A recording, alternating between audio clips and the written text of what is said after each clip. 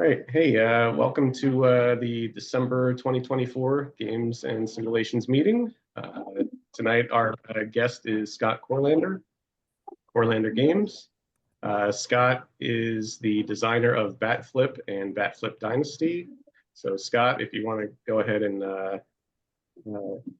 start your presentation here, if you want to let us know, I guess, how you, I guess, some of your background as far as baseball, fantasy sports, tabletop gaming is concerned, and then how you came up with the concept for your games.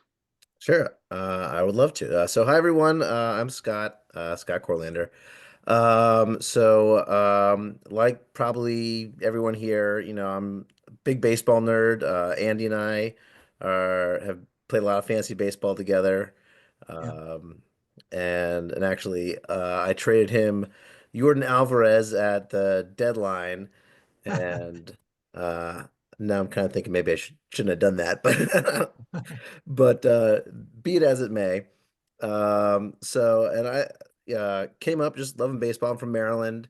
Grew up like on Cal Ripken, basically. His rookie year was the year I was born, and Big O's fan. Played high school baseball.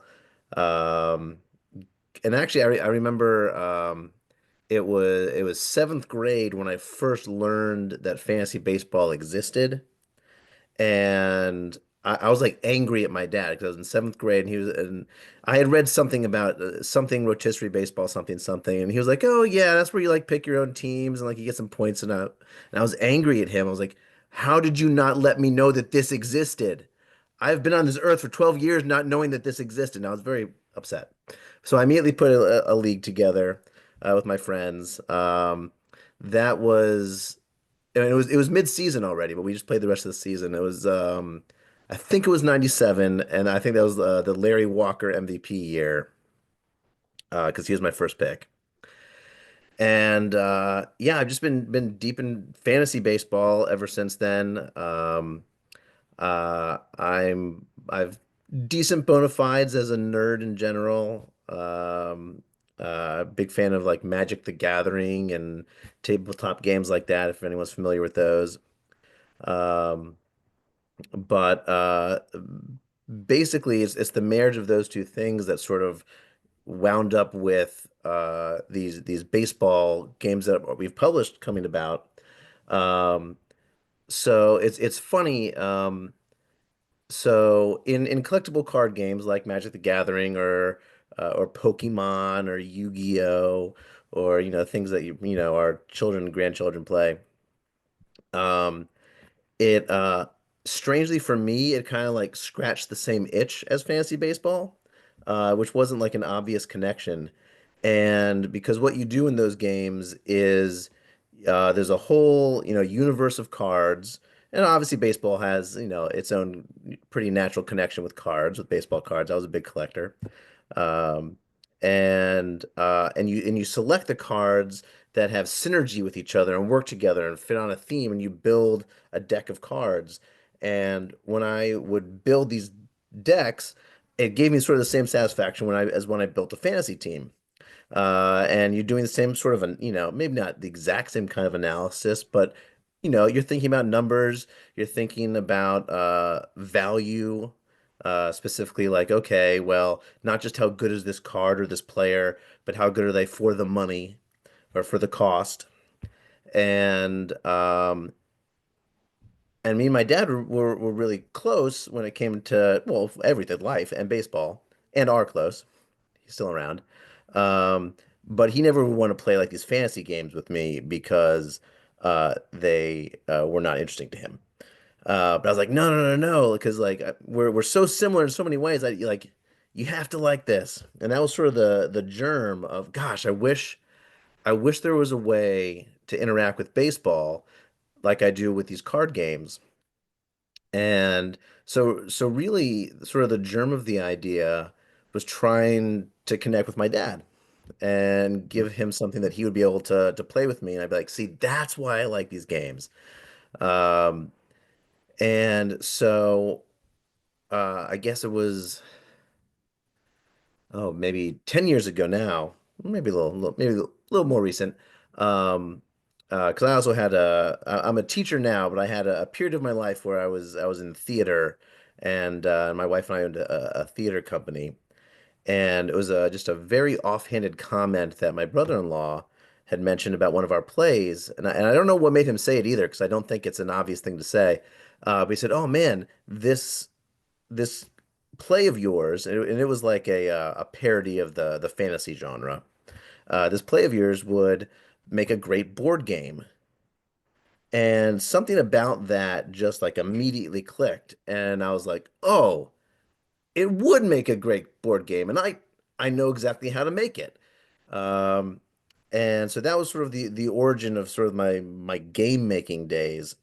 And so, I went down the basement. I was burning the corners off of a piece of poster board to make it look like an old map and all this stuff, and stealing pieces from my kids' toys to like be the little pieces on the board.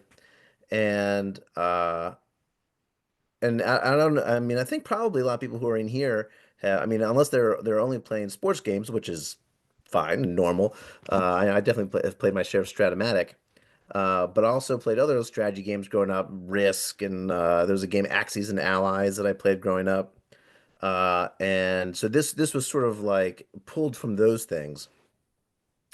But that was just for fun for myself. But that's what sort of said, you know what? I've taken one thing I love, theater, and that sort of artistic, creative part of myself, and channeled it into this game. I wonder if I could do that with something with baseball and cards and make a game that'll finally get my dad to play with me. Uh, so I played with a whole bunch of iterations, and it really taps into a lot of the same stuff that like fantasy baseball does, um, and what analytics does. It was trying to take all the various aspects that make a player and boil it down to usable bite-sized numbers. Um, and because obviously, there's tons of stats and tons of ways to evaluate guys, and it's been funny in analytics to see it sort of going both ways over the last decade or so. On the one hand, we get, things like WAR, which are like so big picture, but then we can get so granular now with StatCast stuff. Um, and the one thing that I had found, and one of the things that's appealing that you can do with baseball, you can't really do with any other sport, is it's so lends itself because it's in so many discrete units, the at bat, the pitch, that it's easy for simulation. Um, and more so than I think in other sports, probabilities come into play, and sample sizes. And that's why something like Stratomatic or APBA or any of these things, they can run all these discrete little events. Yeah. Um, but what I found for me was that uh, after you sort of put the team together and maybe occasionally, pull a pitcher out or tell someone to steal, and this is true for any manager in the sport, but especially in baseball. And the thing that was missing for me as a game player of those kinds of games was then I didn't really get to do anything anymore.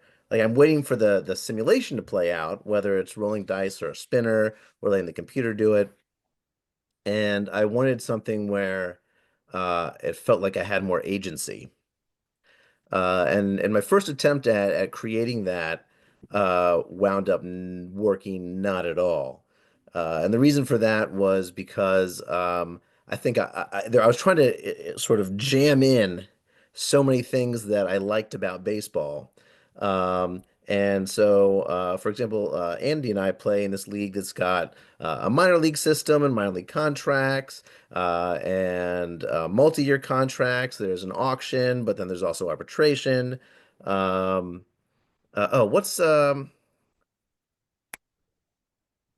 It's a lot like what the Ottoneu that they do on Fangraphs, I think our league is. Yeah. Um, and I love that sort of economic side of it, where it's not just how good are they, but how good are they for the money? Um, and how long can you control them and stuff like that.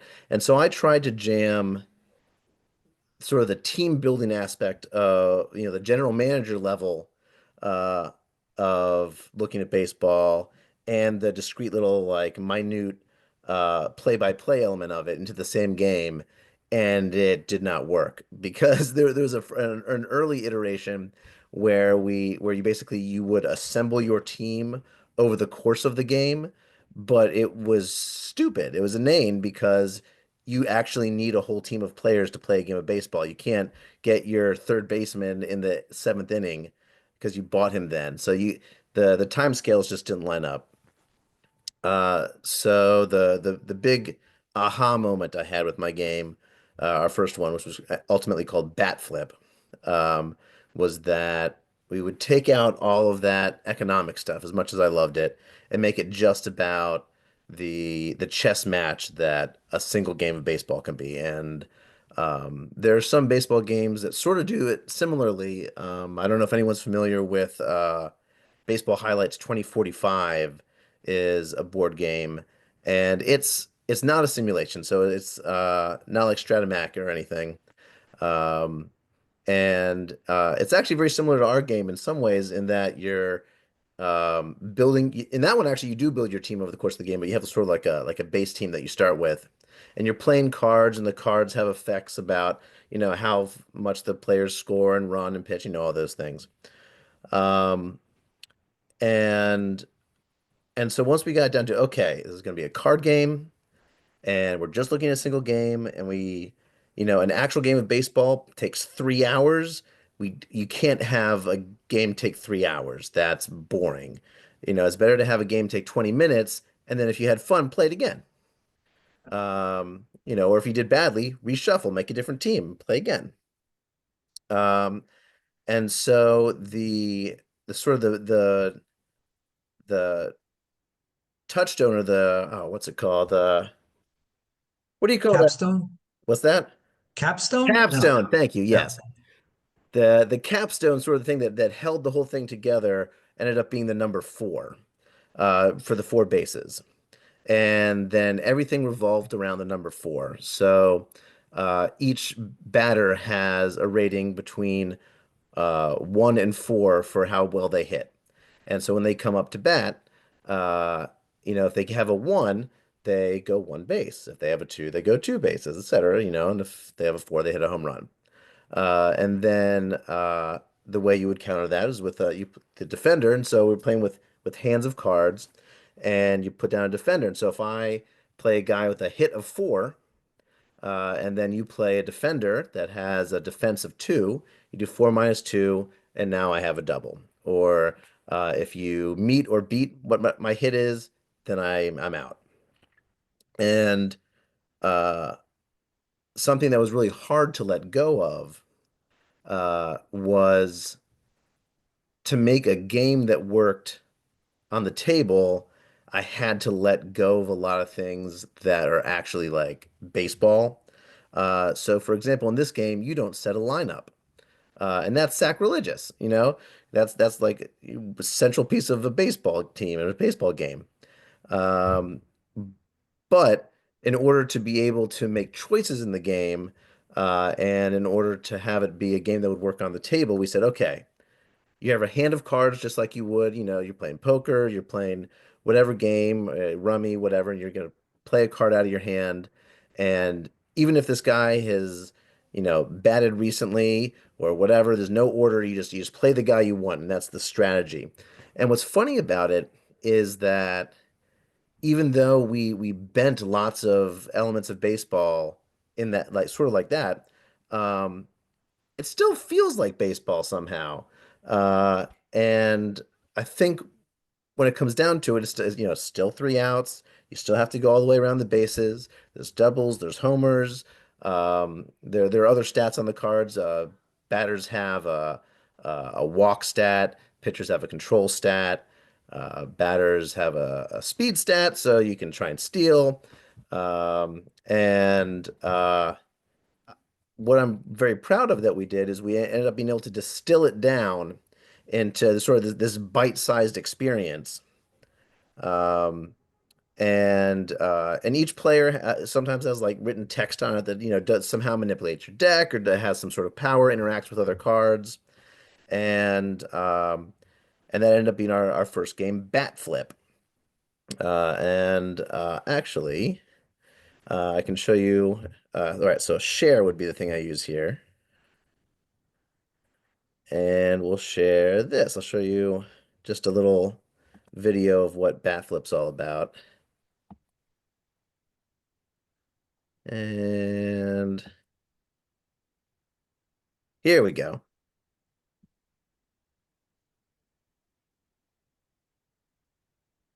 All right, are you guys seeing anything yet? No, not yet. Oh, I gotta hit the share button would help. Mhm. All right, so this is our company website, scorelandergames.com. And this is just like the little promo video of this game. I'll show you the sort of like brief rules overview in a moment as well. So sound would be good. And here we go.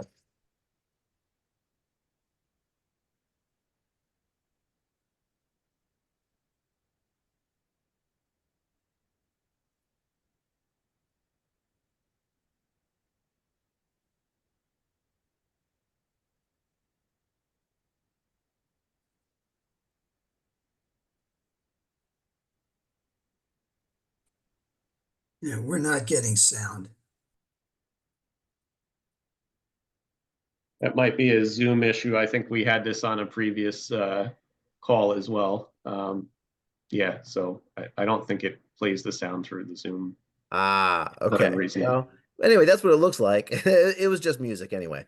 Um, Yeah, so that sort of should give you a feel for what the finished product looked like. This is like a little reference card that we would get that you get in the game. We also added sort of uh, I guess sort of a home run mechanic would be one way to put it, called the bat flip, the namesake of the game, where there's once per inning where you're allowed to grab a card off the top of your deck sight unseen and flip it over, and the defense is not allowed to respond to it. So when home runs happen in this game, which actually are not uncommon. You oftentimes it's because of a bat flip where you flip over the top card, and if you have a guy whose hit is four, then he would go four bases. Yeah, so it's a little blurry with the motion effect, but you can see here, like here's the hit stat, the walk stat, um, then oh, this is before we changed some of the stats actually. Um, and so the icons have changed in the final version, but anyway, you can see where the stats are on the card. They're all 1 through 4, 0 through 4, depending. You can see where the ability is. So we launched that on Kickstarter in 2021 or 22. It all kind of blends together now.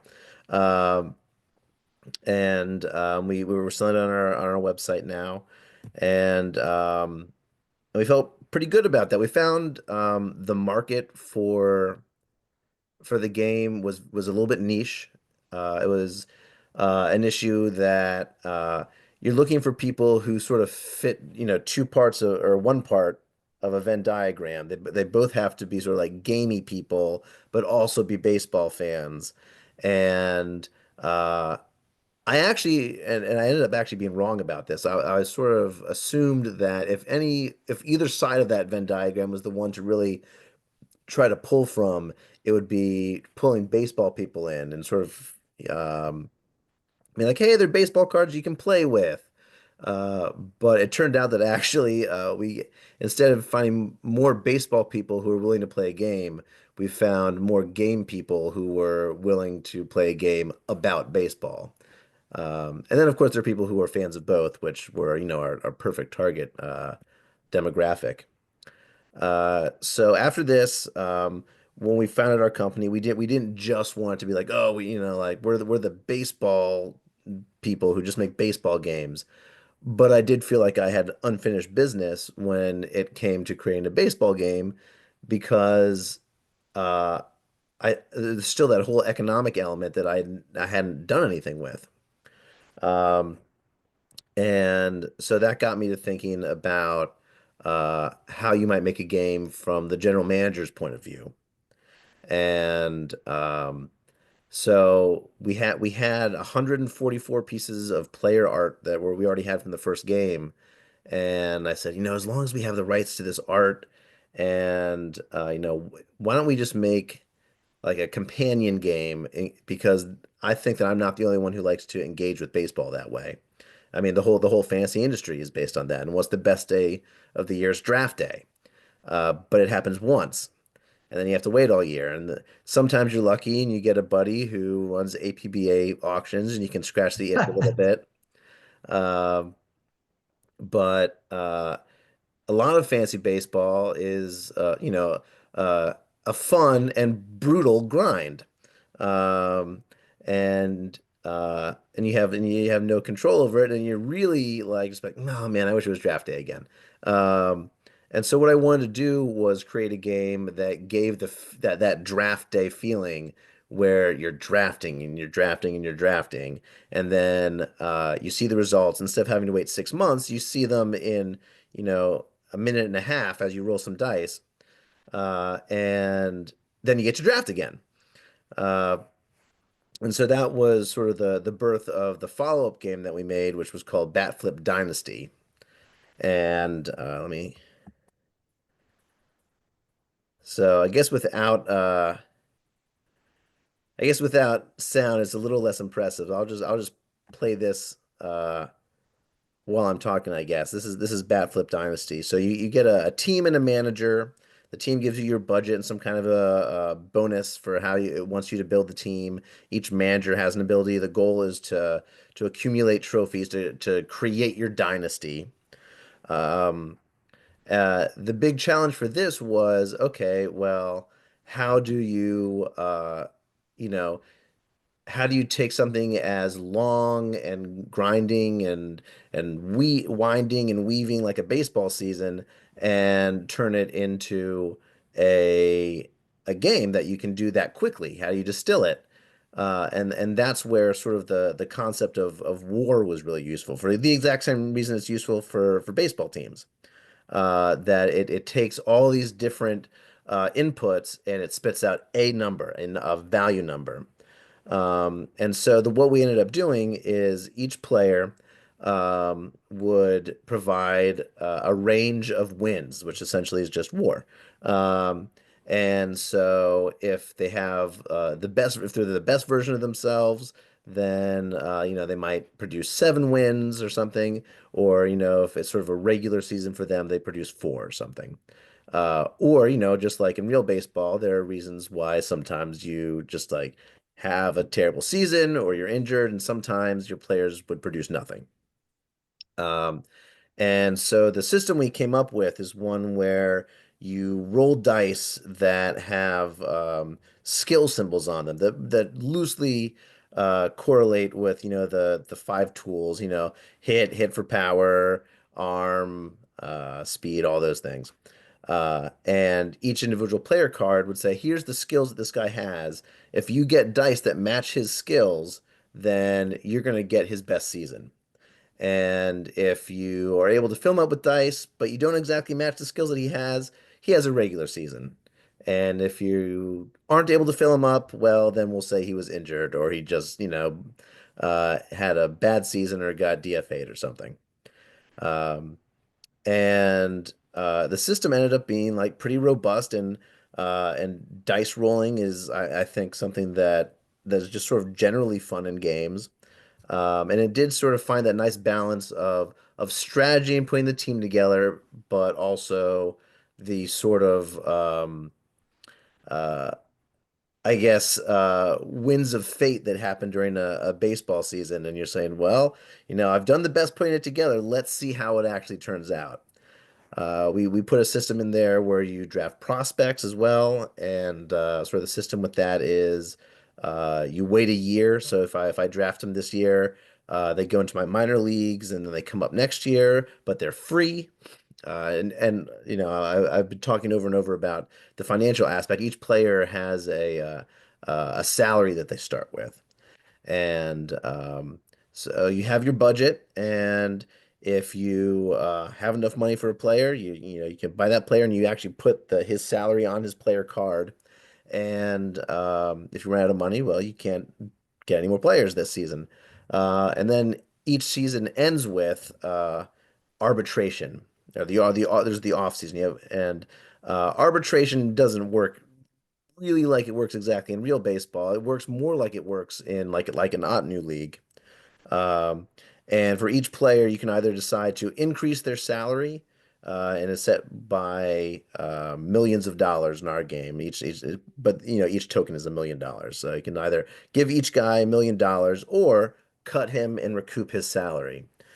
Um, and so, especially with that limited resource of money, just like in real baseball and fantasy games that reward you with price-wise with prospects, prospects are free, at least when they first come up. And so you don't get benefits from them this year, the year I drafted them, but next year they come up, and now they do. Um, and it's really funny, sort of the flavor of this game is very different than the other one because the other one really is interactive, and you and the other player are really going tit for tat. I play a card, you play a card. I play a card, you play a card. I'm using an effect, you use an effect. And it feels almost aggressive to be honest. And there's a sort of an intensity level with it. This one is a lot chiller. You're playing with your team, and yes, you're interacting with the other people insofar as you're competing for the various players when you draft. But other than that, it's really is sort of like, oh, I get to build my own thing here, and it's real smooth, and it's a much chiller, more social environment. Um, and those are our games. I guess that's Bat Flip and Bat Flip Dynasty. So Hey after, Scott, is Dynasty meant more to be like a multiplayer game? In other words, more than two people? Is it oh, better? that's yeah, that's a great question. Yeah, yeah, it plays up to six. Okay. Yeah, so you And can all then sit around and make your teams. straight up bat flip is really just one on one, you and somebody else. Correct, correct, Yeah, exactly correct. cool. So I'm happy to answer any questions, or if there's anything else, I can bring up more art to show you if you want to see some more examples of the cards themselves. Uh, I've got one for you for the Dynasty game. When sure. you go through one season, you've hmm drafted, how many players do you draft to begin with? So this was another thing that was an issue because obviously like 25-man roster, that's a lot of dudes. And so the way we distilled that is we said, okay, most of your roster is set, and it's basically like it's a competitive roster, but there are five key spots on your roster that are left to fill. And so at any given time, you're working with five roster slots to play with. I'm sorry, what was your question about those So roster no, slots? that was Oh, part that was of it. it. So Okay, right, so you're drafting five guys to start with, right? correct. And then we go through a season. Let's say I want to keep three of those guys. I'm discarding two of them. hmm So the next season two, I'm only able to draft two, or how do I fill Yeah, those so out? Is that and it? that's exactly how it would work. And the way this was something that I had gotten a big debate with my co-designer, my partner, my company partner. Um, Generally speaking, I like games that where the rules don't change throughout the game. Like if I can play once every single season plays by the same rules. But because of that very situation that you described, we're like, oh man, because like season one, you have to build your whole roster. Every other season, you're just filling in gaps. Um, and so finally he won, and we made the rule that in the first season, you're drafting from a hand of six cards. And the way the draft works, and this is actually really common with trading card games, is everyone draws a hand of six cards. You pick the one guy you want, and you put him on your roster. Or if you don't want any of them, then you burn one. We call it Oh, what's our phrase? Hire or fire, or sign or decline. That's what we ended up going with. Sign or decline. So you would either pick one guy to sign and put on your roster, or a guy to decline and take out of the pool. And then I take my remaining cards, hand it to the guy to the left of me. I get cards from the guy to my right, and then I see what was in his hand after he's taken someone out, and I can draft one of those guys. And whatever price it is, when I place him on my roster, I pull that much money from my pool and place it on top of him. Uh, and so yeah, so what we ended up doing to solve that problem, that the first season where you're making a whole team, and sort of developing your team's identity, you need more cards to choose from. So we say season one you're having 6 card hands, and then every subsequent season you have 4 card hands. So you can't blow past the salary cap or defer money, or you're not allowed to be the Dodgers basically. Well, it depends. There is one manager, I believe, who actually does extend your salary, and one team who rewards you for spending up to their cap. But no Otani deals in this game, unfortunately. All right, one follow-up question, then we can kind of open up the floor here. Sure. Is there a certain number of seasons that you're trying to win, or can you just kind of go indefinitely? Or I guess, are the rules flexible depending on who's playing? Gotcha. So the system we ended up coming up with is you're playing to a number of trophies, and that depends a little bit on the number of players.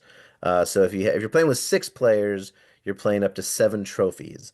If you're playing with 2 players, you play up to, oh no, I take that back. 6 players, 6 trophies, and it progresses down where if you're just playing one-on-one, you're playing to 8 trophies. And there are 3 ways to get trophies. So one is we call it winning your division. So the idea is that all these teams are playoff level teams. So at worst, you're a wild card team. These are all good teams. You win your division by amassing at least 16 wins with the players on your roster. That means you were good enough to win your division. Um, if you have the most wins of anyone at the table, anyone that's playing, you get a trophy for that season. So that's conceivably if you have 16 wins and the most wins, you've won 2 trophies that season. And then there's a playoff mechanism that actually uses the skill dice from your players, and it plays out if anyone's played Yahtzee, it's basically a Yahtzee system where you're matching up the symbols for the skills on your dice and trying to amass playoff wins. And so then whoever wins the playoffs, and there's a little bit of strategy to it, but it's pretty random, which is kind of like the real playoffs. There's the famous Billy Bean, my shit doesn't work in the playoffs. They're random. Um, and I think that's probably true in baseball more than any other sport. So we decided to just embrace that so that really the first 2 trophies you can get in a season very much represent, this is the skill of my team over the 162 game season. It really reflects how good my team is. And then the playoff ones, there are things you can do, and better teams will have more dice and will do a little bit better in the playoffs, but it's also super random. And that's a way to get a potential third trophy per season. If you're playing to 6 trophies, conceivably, if someone just dominates a 2 player game, you could be done in 2 seasons. Generally speaking, games tend to go, I'd say 3, 4, or 5 seasons, or sort of tend to be the range.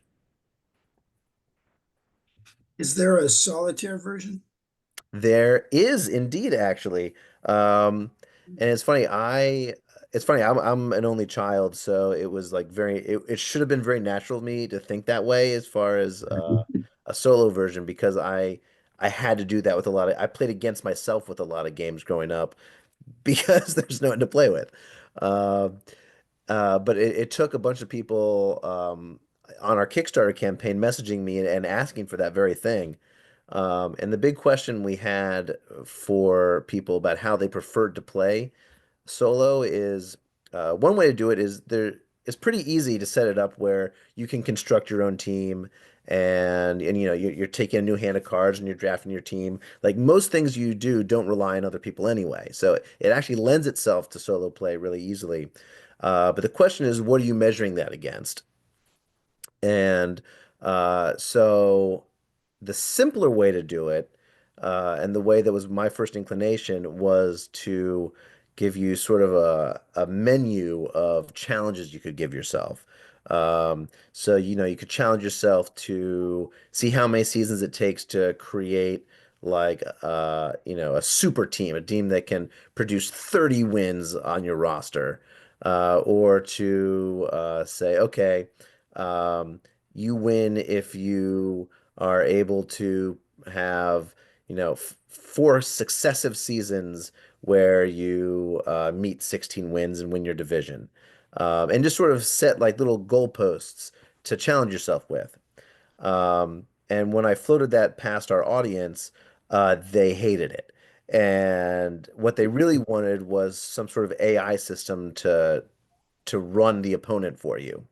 And which requires more upkeep because now you're running your own team and you're running the AI team that you're competing against.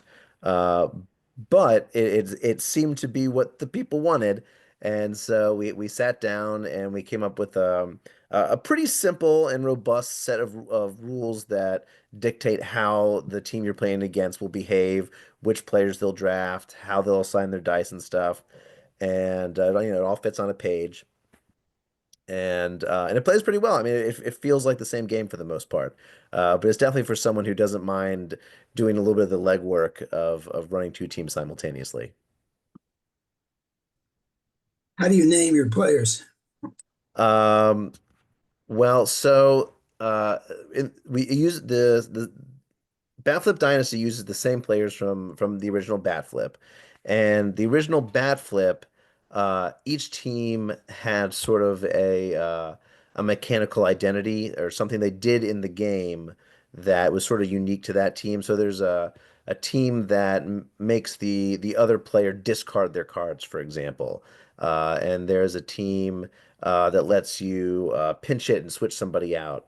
And so what I try to do is first, as far as naming the teams, is try to marry the effects that their cards had with the name of the team. So the team that has like a bunch of switcher guys in and out abilities, pinch hitting abilities, pinch running abilities, are the Baltimore Pinchers, and their guy is a crab, and their mascot is a crab. Which, in Pinchers in Baltimore, Maryland, that was like a super like really well set up set of things that were like really meshed nicely. Um, and then what I would do for these teams, I'd say, okay, we're gonna name the characters somehow on theme with their team. And so for that team specifically, both in English and Japanese and Spanish for the most part, all the people's names have something to do with changing or switching or like there's a character named Glenn Switch, for example, and just sort of loosely play into that theme. Or like the New York Money Bags, for example. They're th Now the original Bat Flip didn't have money in it, so I had to think of a way like how do I create a system where these players feel like they're costly, but they're really good. That was sort of the idea, is that the players are really good, but they're costly, but there's no money in the game. And so the resource that you lose instead of money is you lose cards out of your hand. So if I play like a really dominant pitcher, it might say on the card, discard a card from your hand, and that sort of simulates the idea that you're paying a cost for having someone who's so good. But anyway, so everyone on the money bags all had names that had to do with money or wealth. So there's like Richie Gold and uh, Johnny Banks and things like that. And Then there was like the Austin Bangers. And this was just after the Astros sign stealing scandal. And so they're all about cheating and stealing signs. And so all their names in some way have to do with trash. One for trash cans and also because that's a trash thing to do. Uh, and so basically, it was just me staying up at night, it, feeling silly, getting a little slap happy, and naming these guys. That was my dog making a cameo. But that's how we developed the name. Mostly it was me. A little bit it was my wife, and a couple are my kids. And actually a couple we did actually crowdsource some of it as well. So a few of the names are uh actually, you know what? I take that back. So we had little flavor text.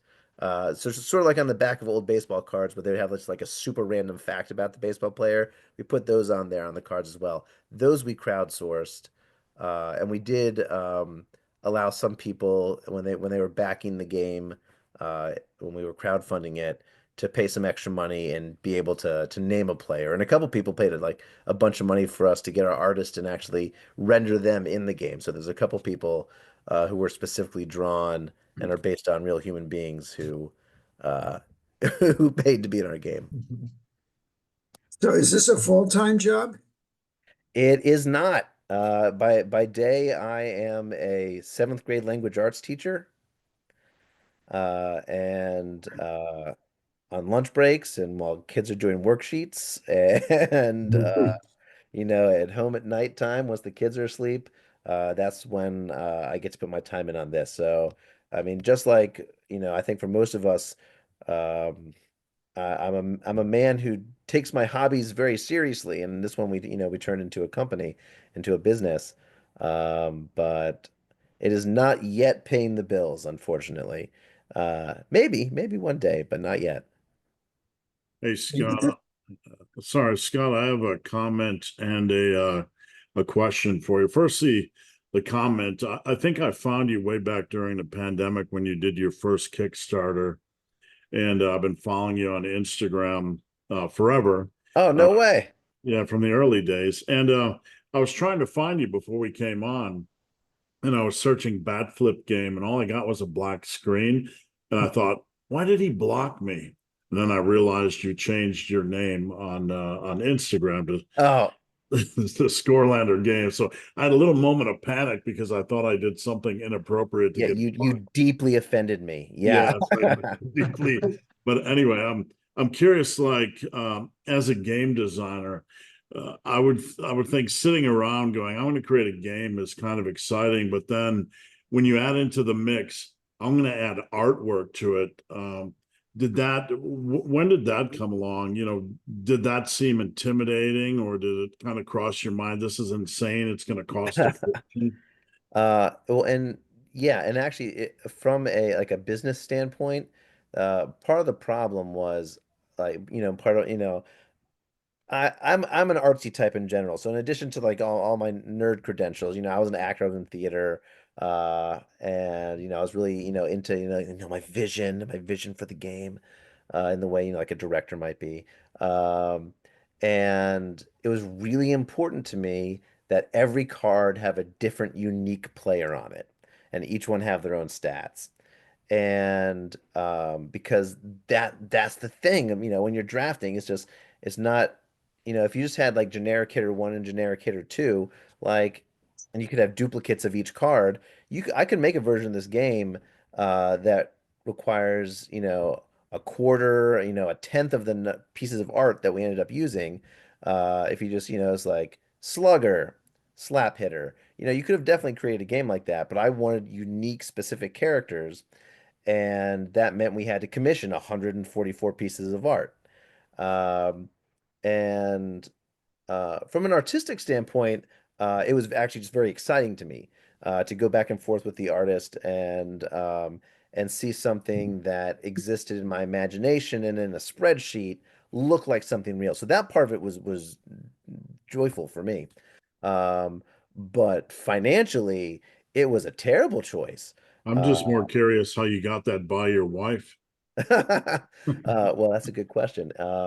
And the answer is I partnered with a friend of mine, a wealthy friend of mine, and I let him front me the money. That'll do it. Yeah. So basically, he puts in more legwork now than when we first began.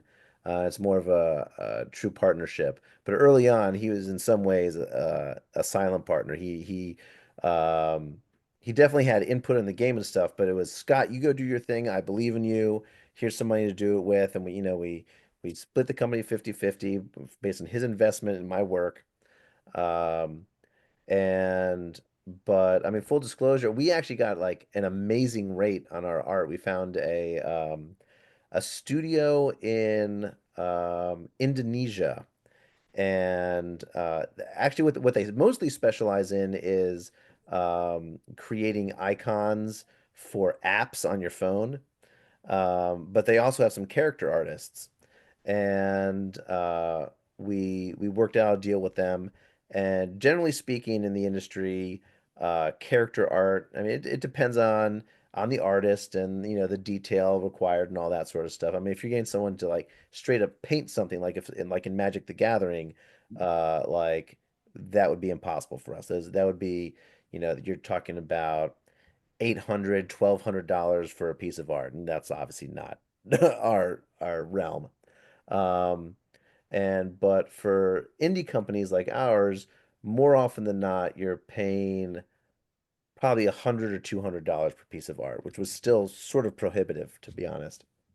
Um, but luckily, these guys were they were very flexible, and because we were ordering in such bulk, we got a deal where we ended up getting the whole chunk of them for I think it ended up being about 10K for the whole run of art, uh, which for a little company in Indonesia was like a big windfall for them, and we got art that we really loved, so I think it ended up being a win-win.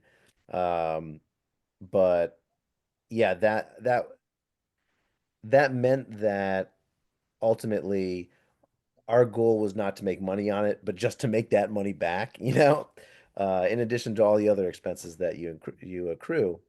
Um, and it turns out that for us, actually, art is the thing that ends up killing art and advertising are the two things that kill your budget the most.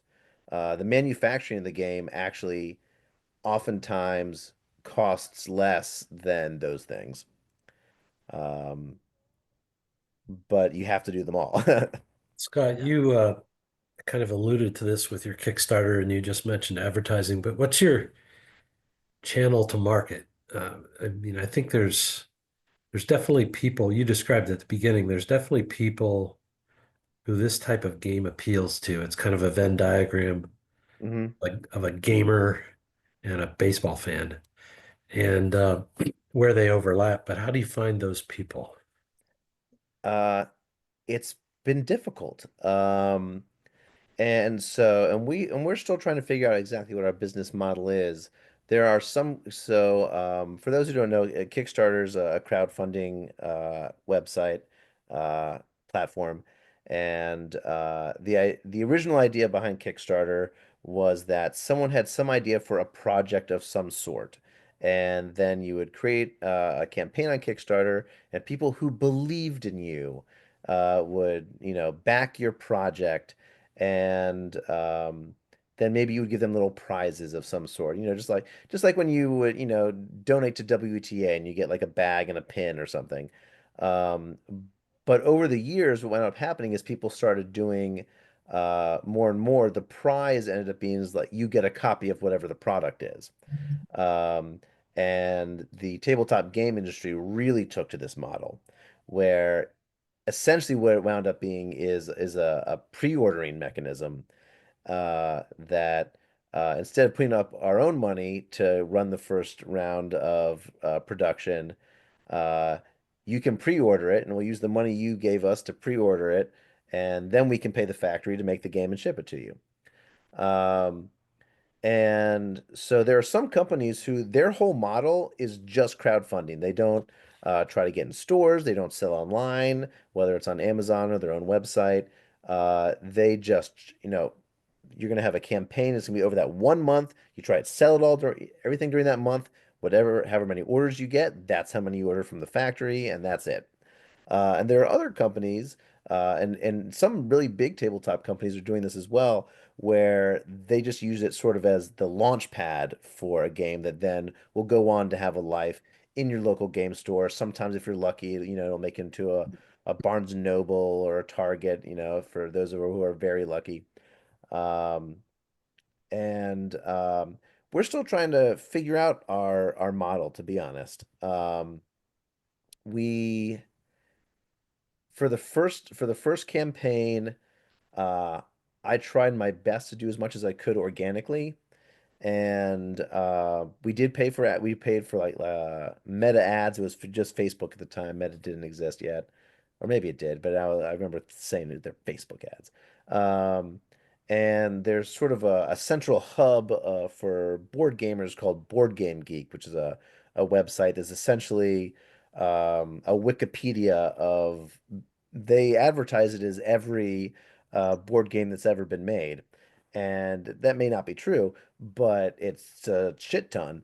And that's sort of a hub where people, will go and, look up games and leave reviews about games. And so we advertise on that website, for example. But I also it was uh First Pitch Arizona. I got an early version of the game that only included four of the teams, and I put them into like little packs, and we mailed those out to First Pitch Arizona the fall before we launched. And I The goal was for me to, well, originally I wanted to go out there, but it didn't happen. But I wanted I would lead just like I'm doing here. I'd Skype in because and teach people how to play the game, and then they would play the game. But unfortunately, they scheduled me against God, I can't remember if it was the World Series or if it was the ALCS or something, or maybe it was the NLCS. I think the Dodgers were playing. And so most people went to the bar and watched the game instead of coming to the seminar where they could get these cards and play it out. But I will say Ron Chandler did come play my game, so that's something. Cool. Um, and so we just sort of spitballed trying to tap into it any way we could. We ran some podcast advertising with RotoWire, um, and especially it being our first time, it was very scattershot, and I think we learned a couple things. Um, One is apparently, like, just for whatever reason, as far as ROI, uh, Facebook Meta ads just do better than everything else. And I don't know why that is, but it's just sort of borne itself out.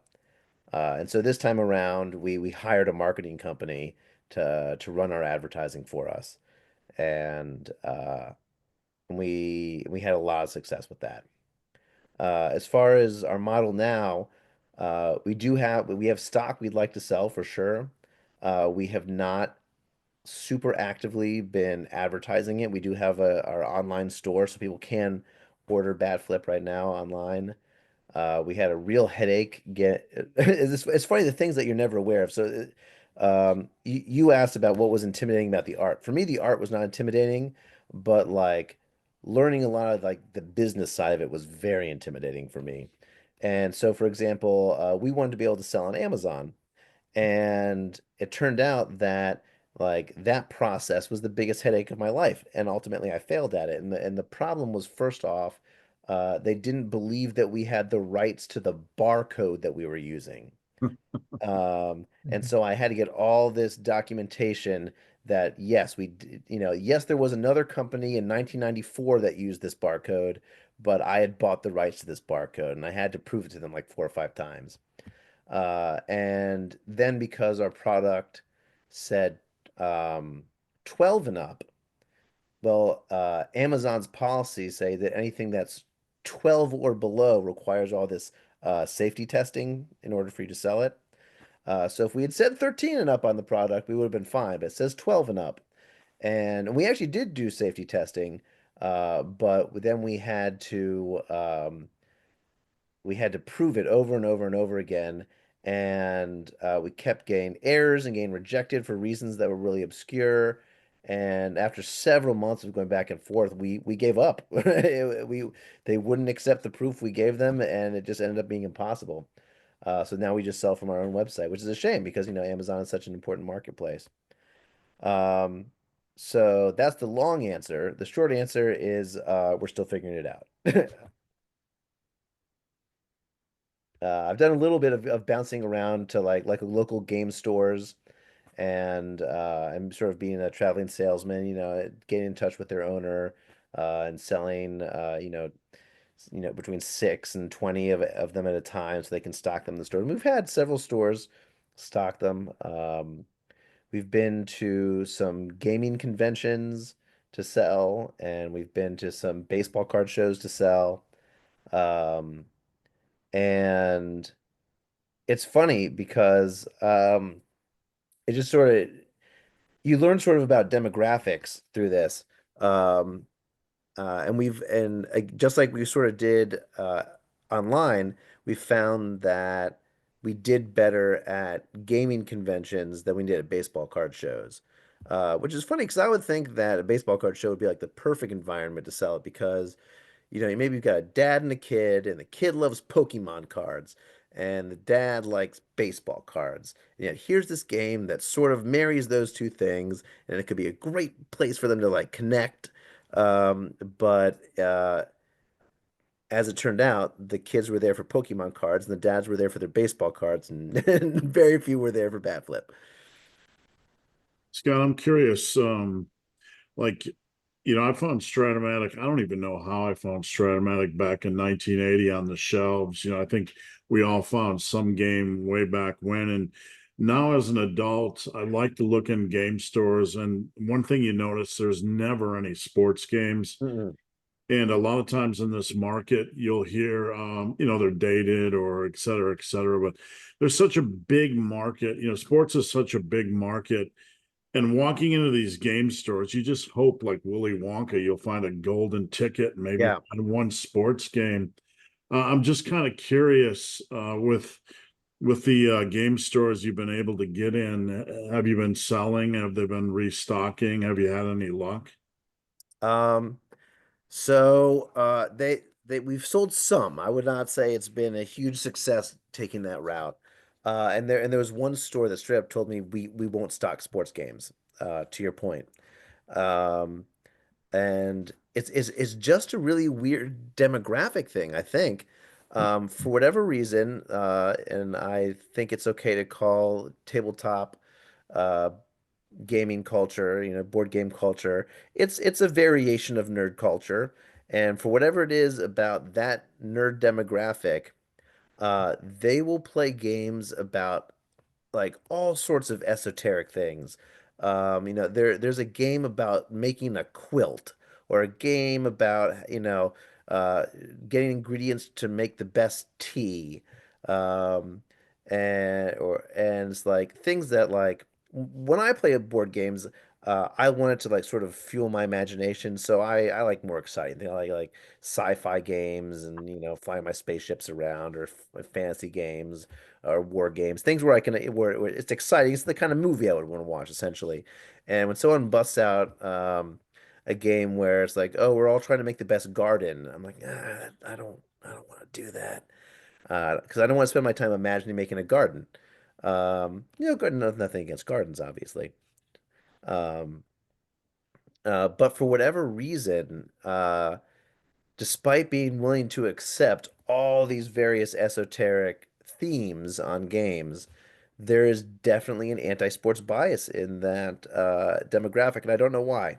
Um, uh, I think they just sort of skip past them, and I think part of it is that um, I think there's sort of there's probably an element of like the historical, like, oh, that's for jocks, and that's jock people like that. We're nerds. Um, I think there's some vestigial that kind of thing. And usually these are people who are not interested in actual sports.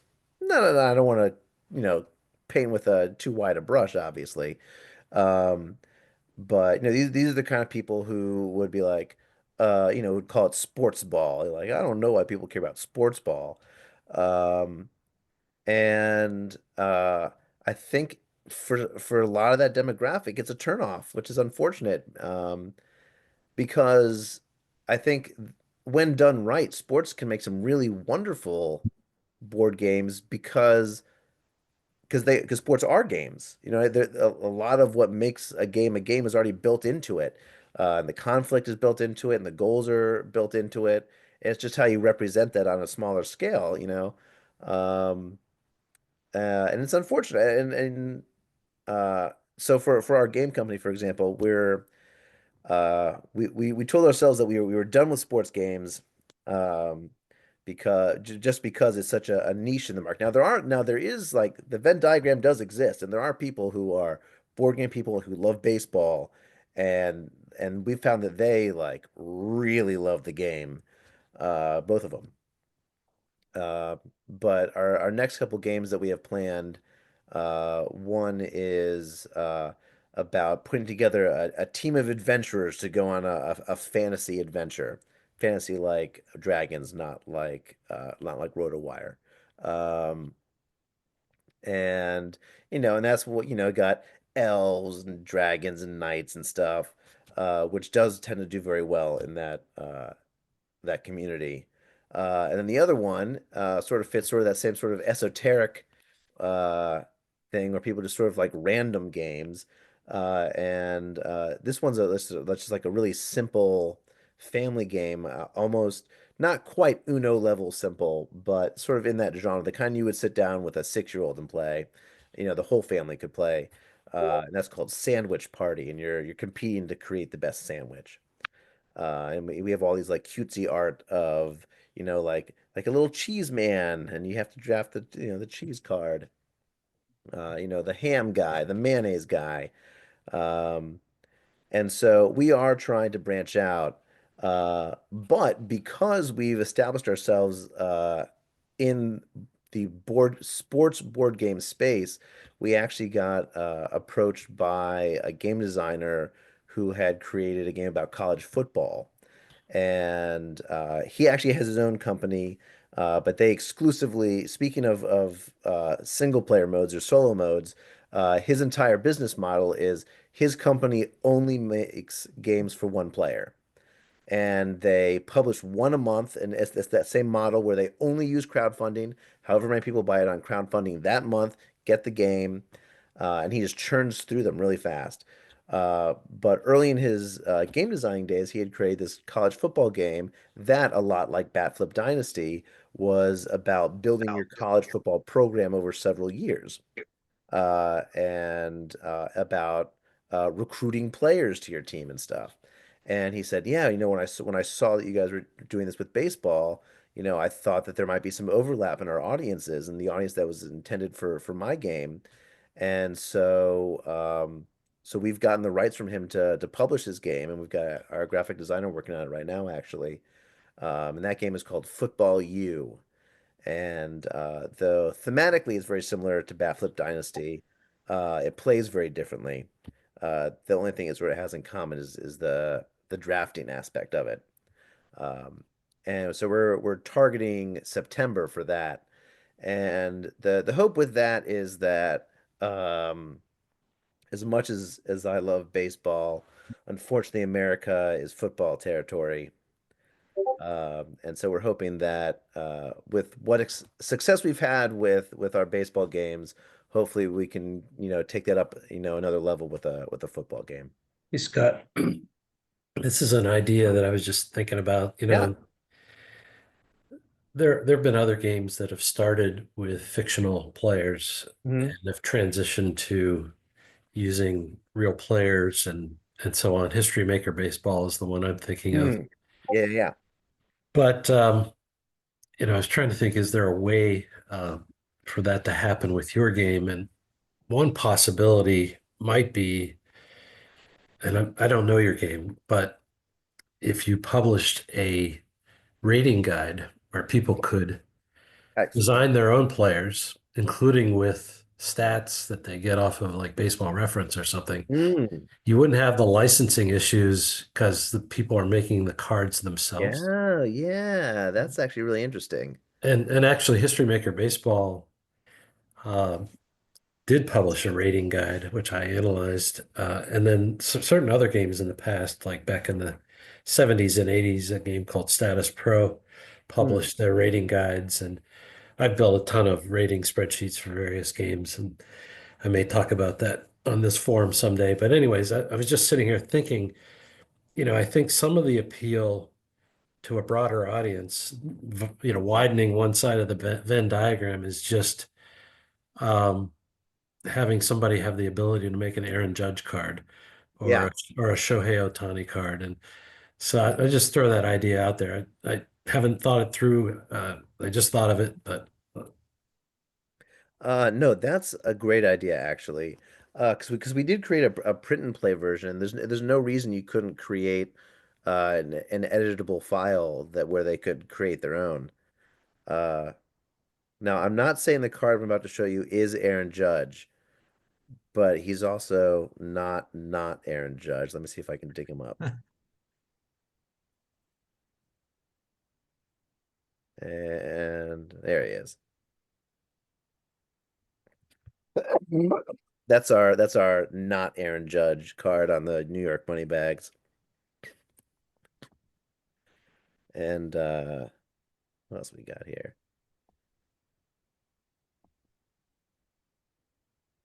Oh yeah, that's not a Roldis Chapman. What else we got? Some of these guys are kind of generic looking. Uh, but yeah, there were some reference arts. Um, if you think that maybe that would be uh oh my God, I just blanked out his name. The Yankees ace is Nestor Cortez. well, the one they're paying. Garrett Cole. Freed. Garrett Cole, thank you. Oh, Yeah. okay. If you're wondering if that's Garrett Cole with a mustache, no, of course that's not Garrett Cole with a mustache. That's Kyle Banks, a fictional character. Uh, But and no, if that you wasn't can, modeled was after. there something on that card where he doesn't cover first base? Well, we made it a couple years ago, All right. but he does cost you 2 cards, so maybe that kind of counts.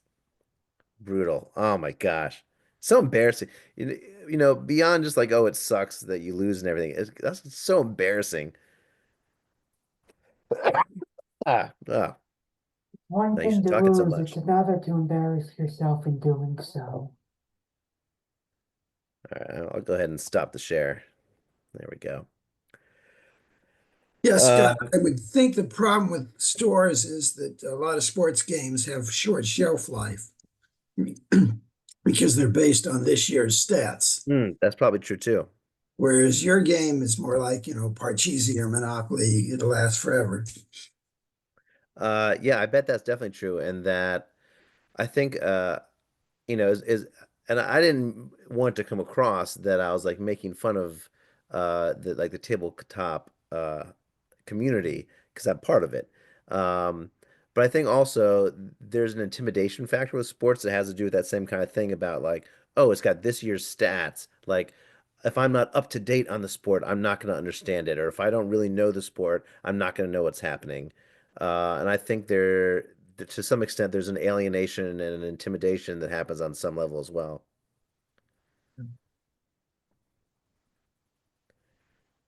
Um, I have a question about the Dynasty one versus, I guess, the vanilla form.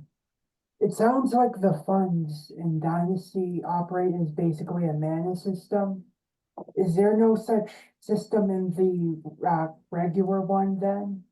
Yeah, and that's ex exactly how it started off, like almost identical to Magic the Gathering as a mana system.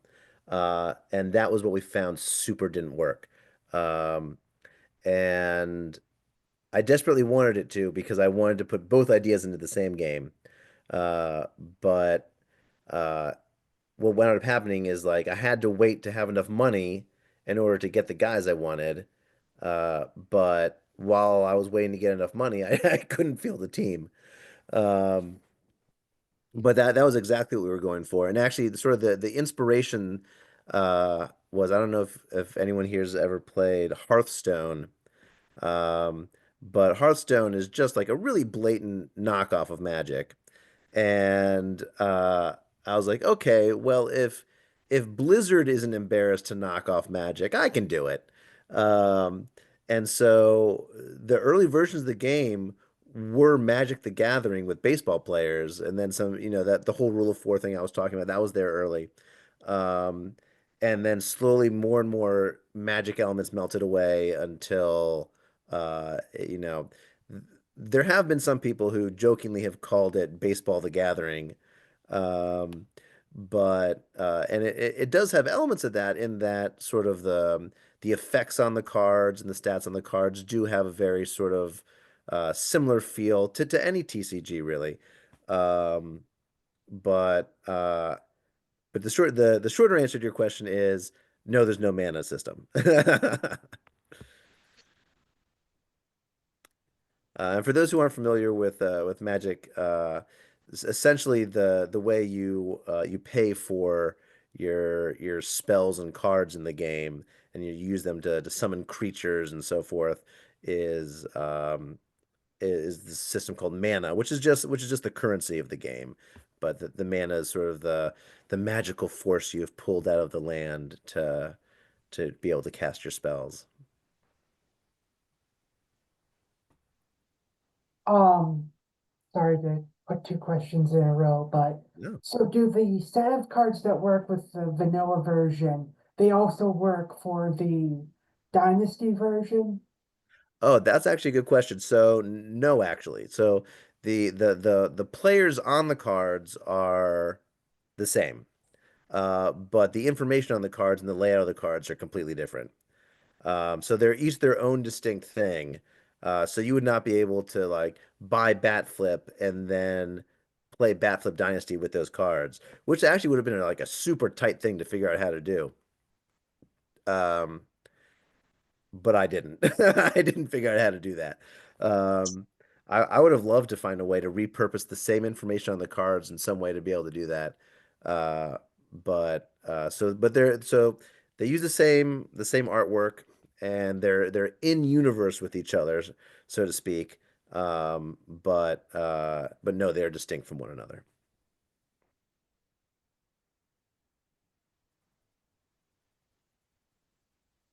You had mentioned, I think, that you have them printed in English, Spanish, and Japanese, right?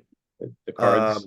Well, actually, so they were only printed in English. So when I was saying that is just in the naming process, sometimes I would be like, oh, like let me see what a changeup is called in Spanish, and then this guy becomes Hugo Cambio, um, or someone Bola del Fuego, um, and there are a couple words I end up looking up in Japanese for the Japanese players to for someone who wanted to do the digging would be like, oh, hey, that's funny. That's the Japanese word for bunt, or something like that. Which actually I think I looked up, and it's just bunt. So that one I didn't use. Um, so those are just sort of little Easter eggs for anyone who happens to know those languages or cares to look. We did actually have a French game manufacturer approach us about printing a French version, which was like of all the languages I expected to have that happen, that was not it. Um, and his company was a French game company, and their specialty was sports games. And unfortunately, the problem was just the the print run problem, which is that we'd have to print a ton of them to meet the minimums that the manufacturer would want to do. So we couldn't do that, and actually recently, and actually that's a good reminder, I need to reach out back to them. There was a Japanese game company, which makes a lot actually, no, what? No, it wasn't a Japanese game company at all. I take that back. There is, oh God, what are they called? It's an organization of retired former foreign players who played in Japan. So foreign to Japan, not foreign to us.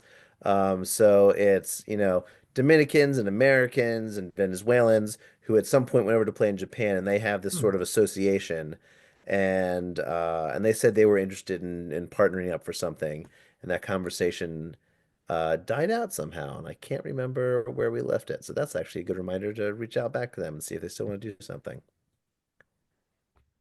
My other question is, how long from when you had the idea to when it became available to the public? I guess what are we talking about for, Yeah, designing the game to to it being available to the public? So we're a little faster on this process now because we've incorporated a lot of things we had to learn the first time around. It was about a year and a half from conception to our Kickstarter campaign, and then subsequent probably 8 months, 8 or 9 months after the Kickstarter campaign that people were holding it in their hands. And this is one of the things that's notorious about these Kickstarter campaigns is that basically you buy something and then you just forget about it because and then it shows up months and months later.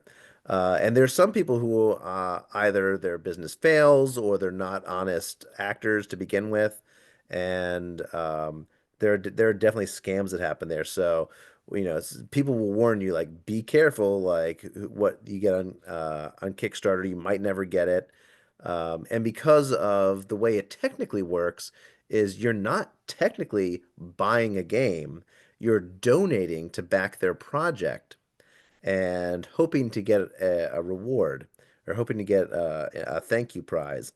And if the project failed or the prize never happened, well, thanks for donating and helping. So there is a little bit of a buyer beware in there. For the most part, it's honest people acting honestly, and people who pull that once usually sort of get blackballed and word gets around.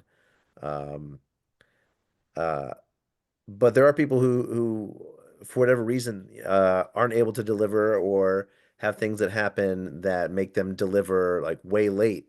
Um, so we were affected by the pandemic, for example, because by the time we were shipping stuff out, the pandemic was over, but the ports were still getting back up to speed. And this was the whole like supply chain thing across the whole world.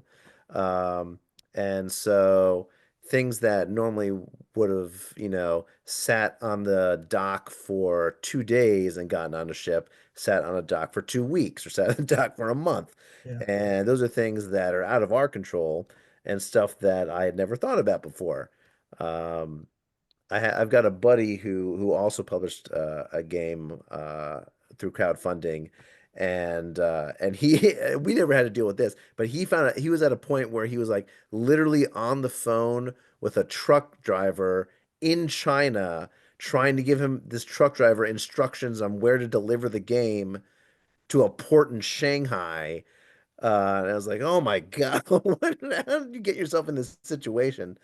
Um, so there are parts of the process that are completely out of our control, and by and large, people who back you, they sort of are wise to how that process works, and we do try a little bit to under promise and over deliver. So, for example, with Batflip Dynasty, I think we said that we would deliver it in September of 2025. But I mean, manufacturing is probably going to start later this month, and so I would not be surprised if people have it in their hands by spring, um, which I wouldn't guarantee, but it's very possible that things will work out nicely. Um, so we're trying to expedite it, and that was another thing. It was 2 years between our two games, and generally, as you're trying to build a company, it would be like better to pump things out a little faster than that. But what we sort of wanted to do is we wanted to establish some credibility, saying people backed our first project, and now we delivered on it. People have it in their hands. So now when we make a second project, you can say, hey, these guys are trustworthy. I know if I order this, I'm going to get it. And you offer it as the physical game and a print and play. So with the original game, we offered a print and play. With Batflip Dynasty, we didn't, and the reason was because it requires 50 custom dice, which you could print out like on a sticker sheet or something, if you wanted to, and then buy some dice and stick it on the dice. But once we started running the numbers on what it would cost to like go to Kinko's or I guess FedEx office now, and do that, is eventually you'd be basically spending as much money printing and playing it yourself as you would just buying the game, or at least close enough that was like, it seems like a waste of everybody's time and effort. But there definitely is a market for print and play games, and people ask about it all the time. And actually, print and play as a genre is actually really growing right now. It's something we haven't really tapped into because there's some games that are designed to be print and play, and you actually like write on it, and if you want to play again, you just print out another one. It's a great model to get gameplay into people's hands, and completely bypass all that manufacturing and freight, and people can play as much or as little as they want. Something that we haven't really looked into much, but we probably should. You were saying there's obviously a minimum, number of, for it to make sense for you to print X number of cards and boxes and dice and all of that. You just ballpark, what that is before you can, go to the whoever is creating the product for you. Yeah. So what we talked to various manufacturers, and it's funny, once you launch a Kickstarter, apparently there are tons of board game factories, and they're almost all based in China. And there's a couple that through the grapevine, through other game designers, I got tips that like their quality is good, they're trustworthy. But as soon as you launch a Kickstarter, like you start getting like on Facebook and email, is that like all these pings from factories in China, like, hey, do you have someone to manufacture your game? Generally speaking, the minimum run tends to be, it depends on the manufacturer, tends to be between 1,000 and 1,500 units. And so if you don't sell that many, then you're sitting on a bunch that you've paid for. So that is part of what you have to sort of work into your budget from the get-go. All right. We're kind of running up on the hour and a half here. So Yeah, if anybody yeah. else wants to fire away, if you got any other questions, and I've got a couple quick housekeeping notes, and then we'll wrap it up. Hey Scott, I know you and I talked a while back. Did the COVID pause, where you all of a sudden didn't have to go to school every day? I mean, did that little pause in time help you flush out details or give you some needed time to really make this happen? Was that an opportunity for you, or had you Um, already developed the whole idea prior to COVID? no, and I think I'm trying to remember exactly how the timing worked out. I think I really sort of went to work on it in earnest. Yeah, yeah, actually it was COVID summer so I guess it was. I guess I, Yeah. I didn't Because put two I and two remember you together. and I talking about that, and that's when my idea with sim auctions sort of Yeah, yeah, yeah. started We were to both sort of in congeal. that. Yeah. And Well, yeah, it's because that interesting, was the year there was no baseball for so long, and we right? were itching And you for need, something.